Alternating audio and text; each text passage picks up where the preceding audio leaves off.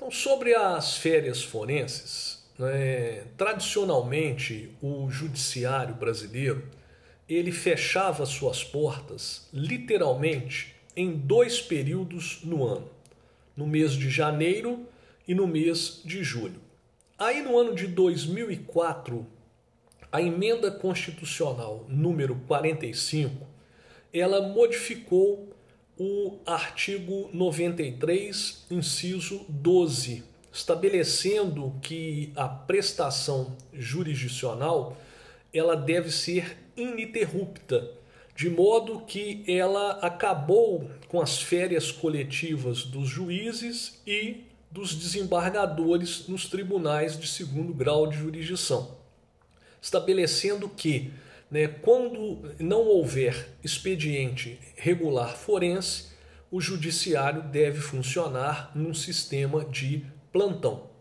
Então vejam só, o artigo 215 do Código de Processo Civil, ele estabelece os procedimentos que tramitam durante as férias forenses quando houver, se houver. De certa forma, nós podemos dizer que os atos processuais praticados durante as férias forenses são considerados inválidos. Porém, nas situações do artigo 215, a prática do ato vai ser considerado válida, sobressaindo aí, por exemplo, processos que envolvem a concessão de tutelas de urgência, ações de alimento, ações para nomeação ou remoção de um curador, e outras. Já o artigo 206, ele trata dos feriados para fins forenses. Então, para fins forenses, são considerados feriados os sábados, os domingos e aqueles declarados em lei.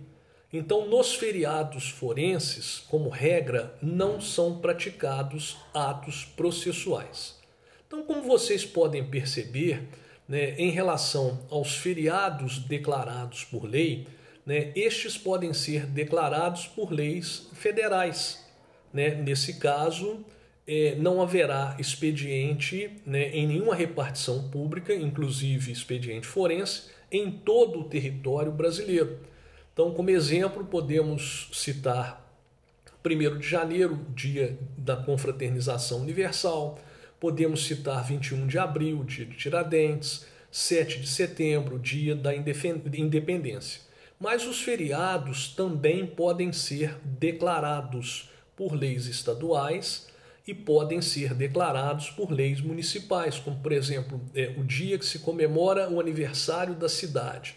Então, nesse caso, não haverá, por óbvio, expediente regular forense. É muito importante chamar a atenção dos senhores para o fato de que o regime de feriados nem sempre coincide entre a Justiça Estadual e a Justiça Federal. Então é muito importante ficar atento a isso para que não ocorra eventualmente a perda da oportunidade de você praticar um ato processual, porque você entendia que era feriado e na realidade não foi aquele dia considerado como feriado. Então, muita atenção nesse detalhe.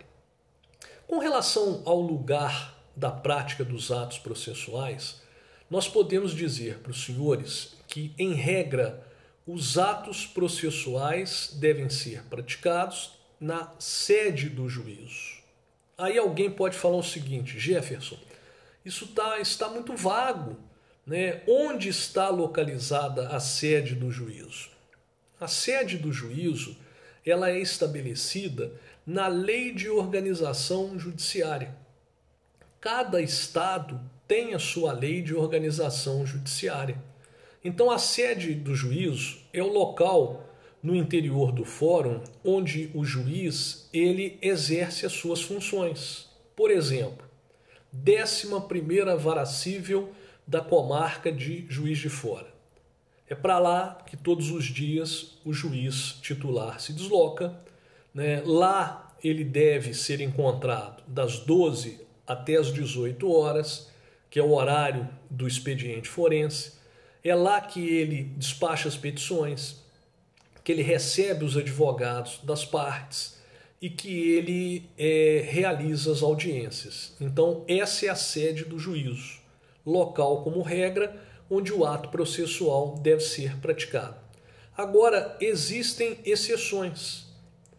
As exceções envolvem situações em que o ato processual ele vai ser praticado fora da sede do juízo. A primeira dessas exceções é em razão da deferência. O artigo 454 do Código de Processo Civil, ele lista uma série de autoridades que, na condição de testemunhas, têm a prerrogativa legal de serem ouvidos fora do ambiente, do gabinete, do local de realização da audiência de instrução e julgamento, somente na condição de testemunhas. Então, quando uma parte ela arrolar, uma autoridade que figure naquela lista do 454 como testemunha, o juiz vai oficiá-la para que ela indique o dia, a hora e o local que ela deseja ser ouvida. Normalmente, essa oitiva se dá no gabinete da autoridade. E essa prerrogativa é para que não haja solução de continuidade no exercício da função pública. Então, visa o interesse público, para que não haja prejuízo pelo fato da autoridade ter que sair do seu local de trabalho e se deslocar até a sede do juízo para ser ouvido.